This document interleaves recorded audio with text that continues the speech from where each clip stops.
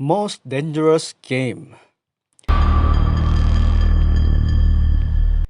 Film dimulai dengan seorang cowok yang bernama Doji Tainis lagi duduk di ruang tunggu.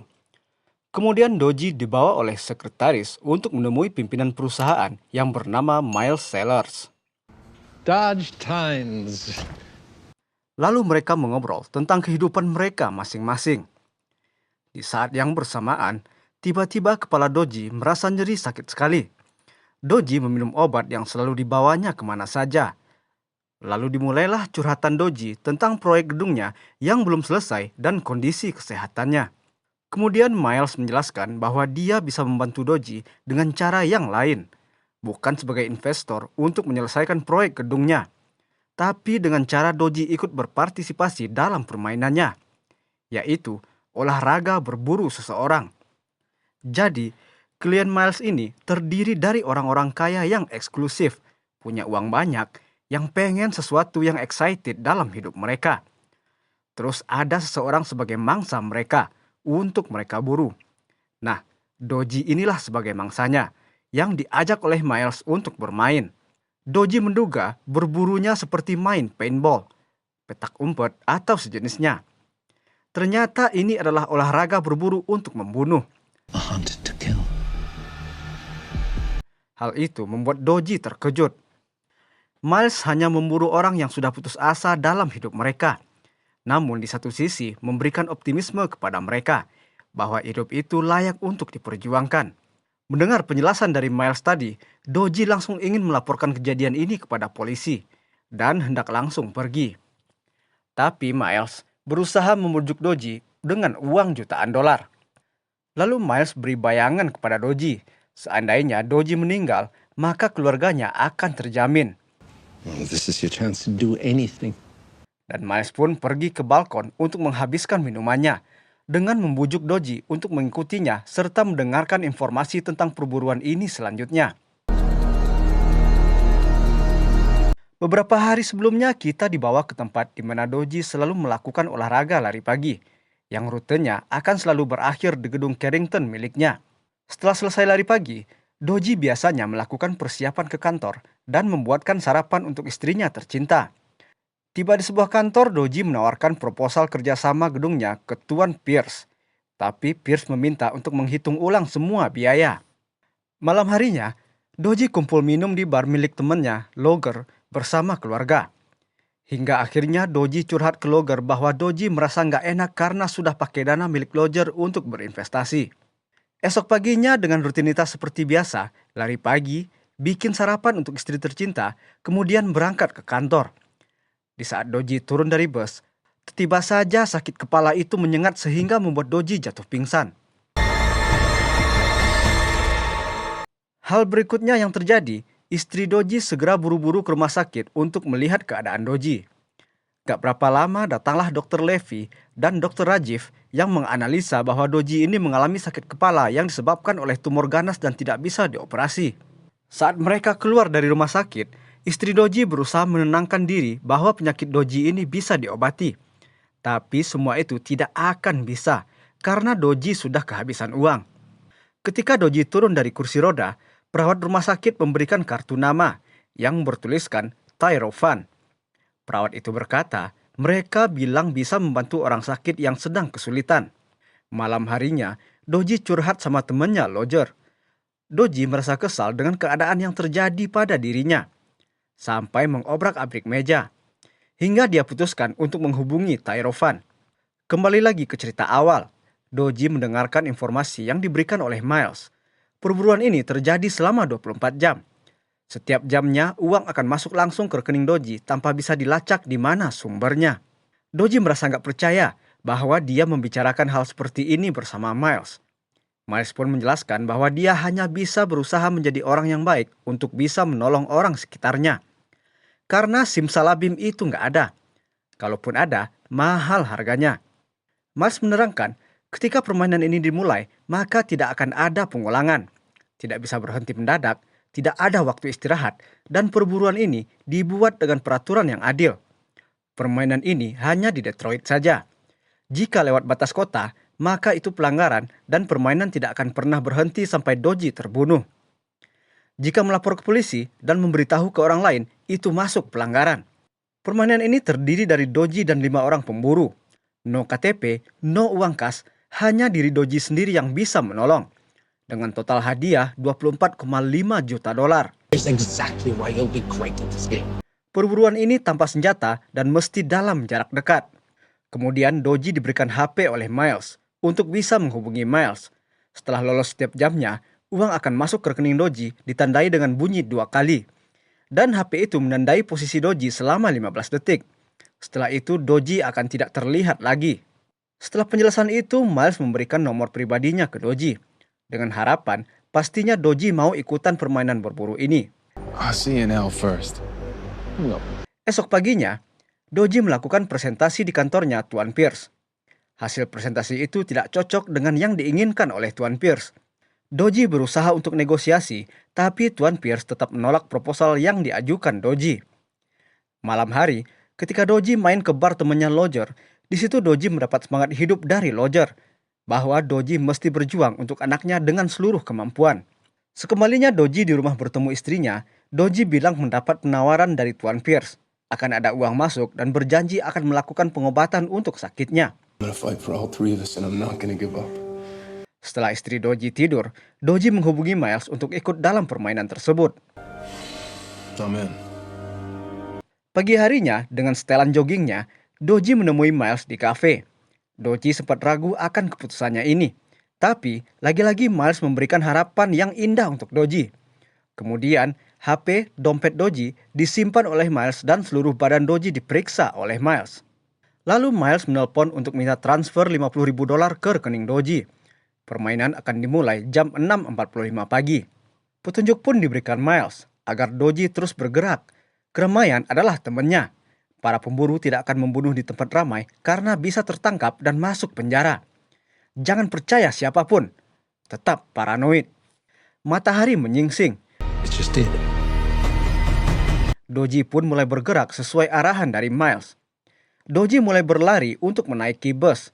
Ketika Doji sudah duduk di dalam bus, tiba-tiba ada seseorang yang menghentikan bus dan menaiki bus tersebut. Di saat orang itu duduk dan membuka tas bawaannya, Doji langsung minta berhenti dan turun dari bus itu. Istrinya Doji yang sedang berada di rumah mendapati kiriman 50.000 dolar di rekening mereka. Dan menelpon Doji, tapi tentu saja tidak diangkat, karena HP Doji dipegang oleh Miles. Sampailah Doji di sebuah gedung yang ramai. Doji terus bergerak hingga berada di dalam lift bersama orang yang dicurigai Doji sebagai pemburu.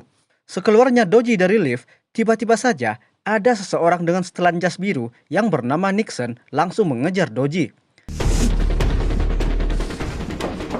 Doji berlari hingga masuk ke toilet dan dia menunggu di sana.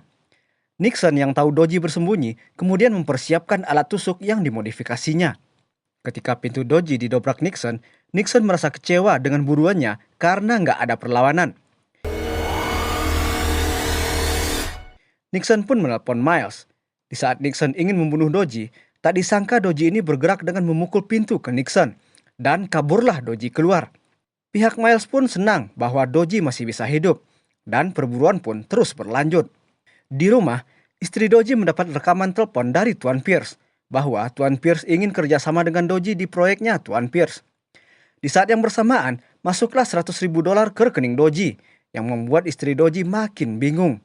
Doji yang masih melarikan diri dari kejaran Nixon, taunya tertangkap oleh pemburu lainnya yang bernama Reagan. Reagan menyuruh Doji menaiki eskalator. Reagan. Nixon yang nggak mau buruannya jatuh ke tangan yang lain, menyabotase eskalator, menyebabkan Reagan dipukul oleh Doji. Di lapangan, Connell mulai melaporkan ke Miles pergerakan Doji dan para pemburu, bahwa perburuan ini semakin seru, karena Doji bisa lolos dari Nixon dan Reagan. Dalam pelariannya itu, Doji terjatuh dan tersudut oleh Nixon.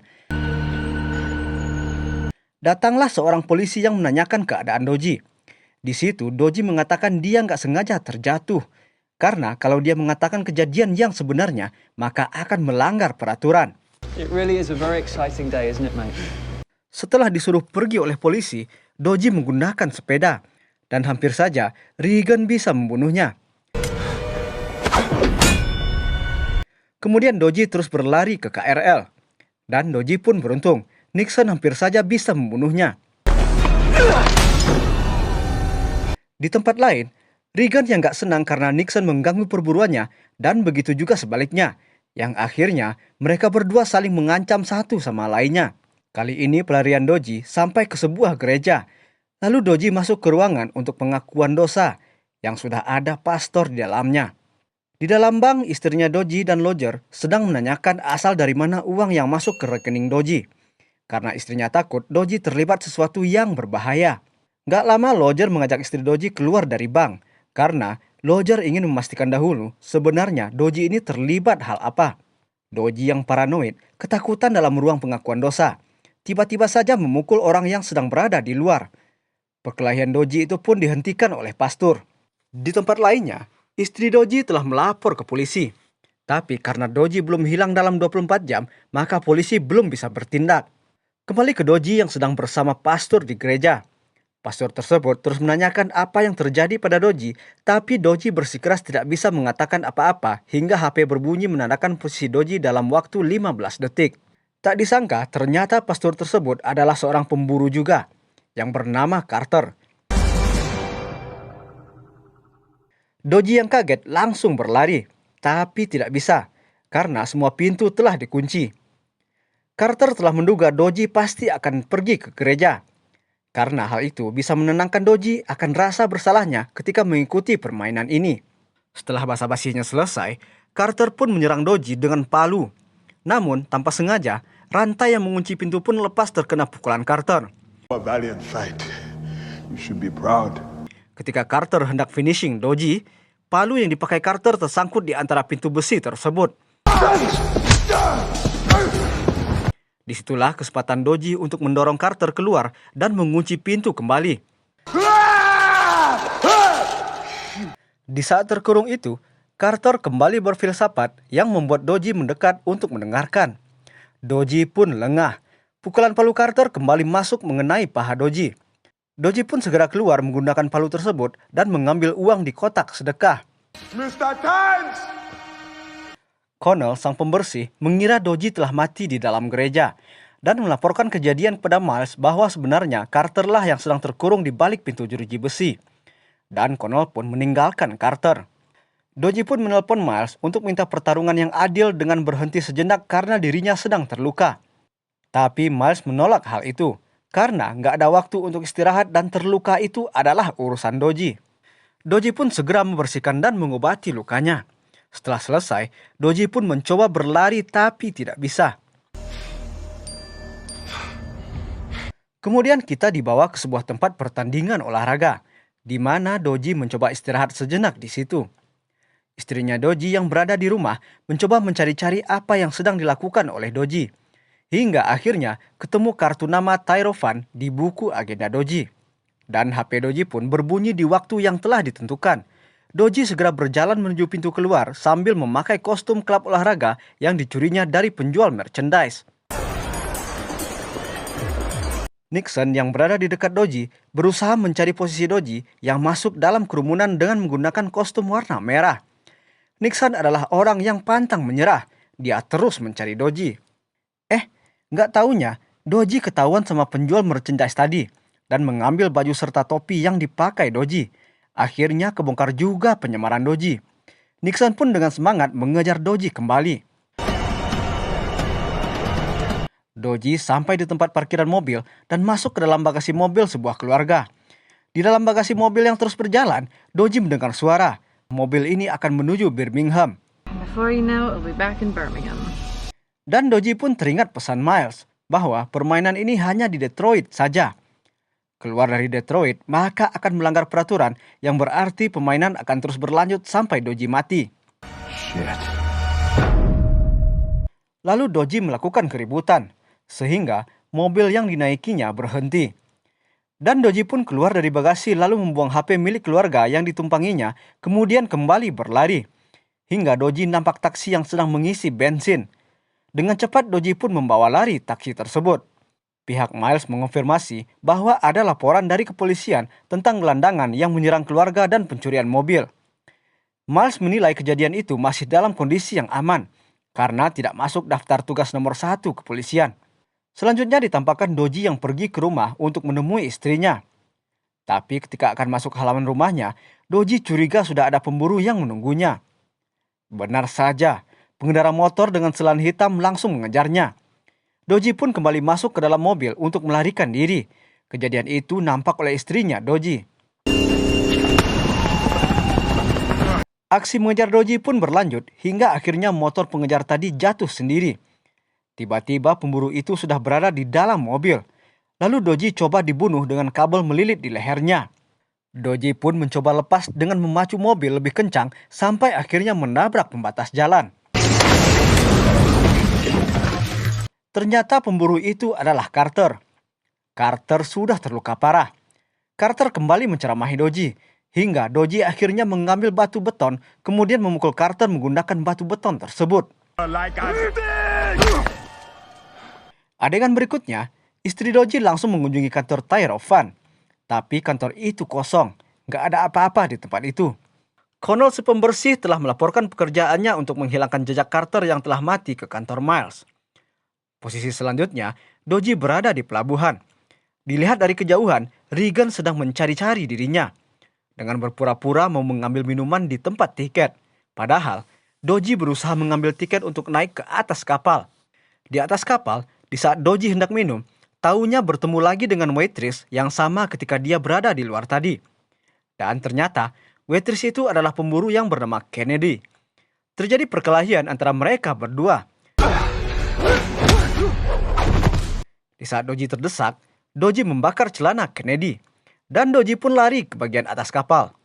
Doji yang mengetahui dari Kennedy bahwa kapal akan melewati batas kota langsung bergantung di atas jembatan.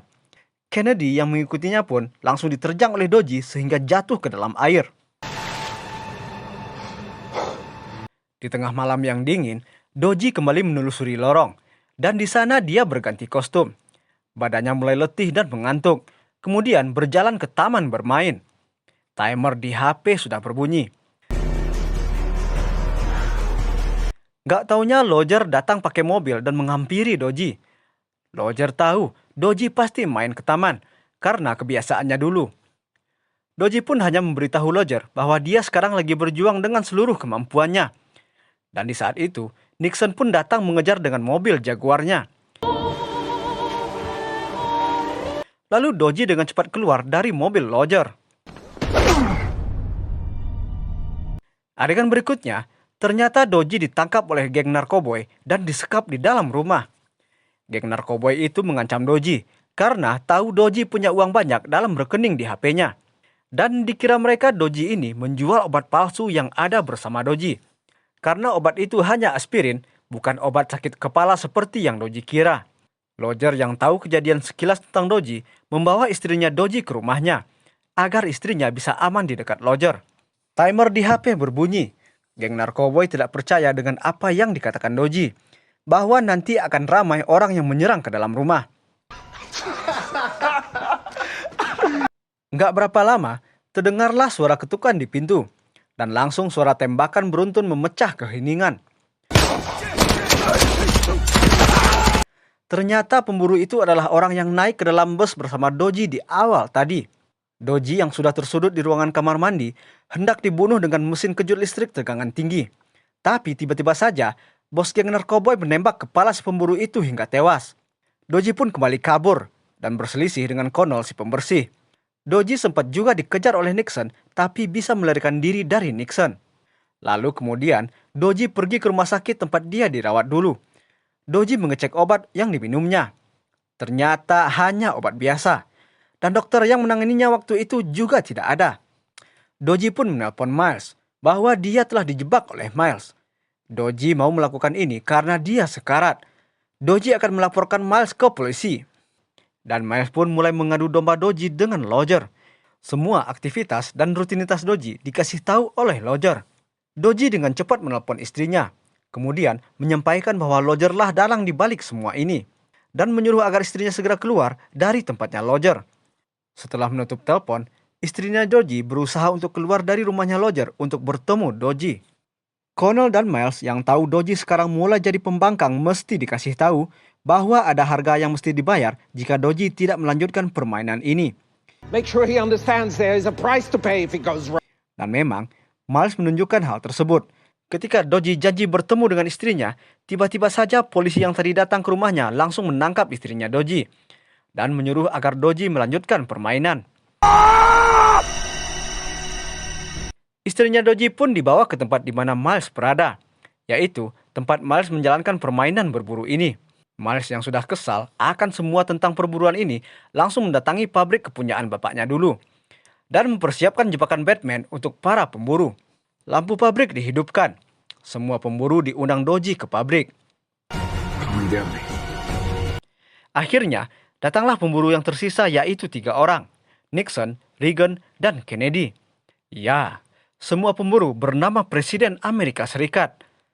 Setelah basa-basi sebentar, Kennedy langsung berlari masuk ke dalam. Di dalam pabrik semua sibuk berburu Doji. Hingga akhirnya Doji menawan Reagan dengan menggunakan senjata yang didapat dari geng narkoboy tadi. Taunya Doji ini lengah dan Reagan pun melepaskan pukulannya. Doji yang sudah memasang jebakan Batman langsung dengan cepat menjepit tangan Reagan. Doji yang buru-buru jalan terjatuh di depan Lodger temannya. Lodger pun mengambil pistol Doji. Doji kemudian marah-marah pada Lodger dan menuduh Lodger semua ini adalah ulahnya. Di saat Doji hendak minta pistolnya, Lodger mengacukan pistol ke arah Doji. Dan ternyata Lodger menembak Kennedy yang berada di belakang Doji. Ketika Lodger sedang meyakinkan Doji, tiba-tiba saja Lodger kena tembakan dari Nixon yang berada di bawah. Come on, let's go. Lalu Doji dengan cepat mempersiapkan jebakan Batman yaitu berupa ledakan. Pabrik pun hancur lebur. Nixon bisa lolos keluar dan Reagan mati di dalam gedung. Lalu Doji menemui Connell yang menanyakan istrinya ditahan di mana. Doji menuju gedung The Carrington miliknya untuk menyelamatkan istrinya. Di saat Doji sedang melepas rindu dengan istrinya, tiba-tiba Nixon melepas tembakan ke arah mereka berdua. Doji membalas menembak sampai pelurunya habis. Istrinya Doji pun berusaha menghalangi Nixon. Tapi Nixon hanya fokus ke Doji. It makes sense that he married a woman like you. Nixon terus mengejar Doji sampai ke lantai atas. Ketika Nixon hendak menembak Doji, Doji ingin pertarungan yang fair. Akhirnya, Nixon mengeluarkan senjata andalannya. Nixon pun berusaha untuk menusuk Doji. Lalu Doji mengelak dan terjatuh. Doji sempat pegangan di pinggiran gedung. Nixon pun datang dengan perlahan untuk menusuk tangannya Doji. Saat hendak menusuk itu, matahari menyinari wajah Nixon. Dan Nixon pun membatalkan untuk menusuk Doji serta menolong Doji untuk naik ke atas.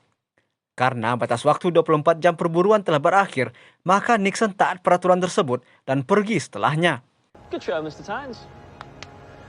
Istri Doji pun menghampiri serta memeluk Doji. Semuanya telah berakhir. Miles pun menelpon Doji untuk memberi selamat.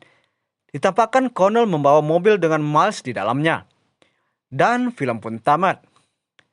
Oke guys, thanks banget udah setia menemani Bang Ceplok di sini. Semoga konten kita bisa menghibur Sana, brother, guys semuanya. Thanks buat supportnya selama ini. Onde mande, rancak bana.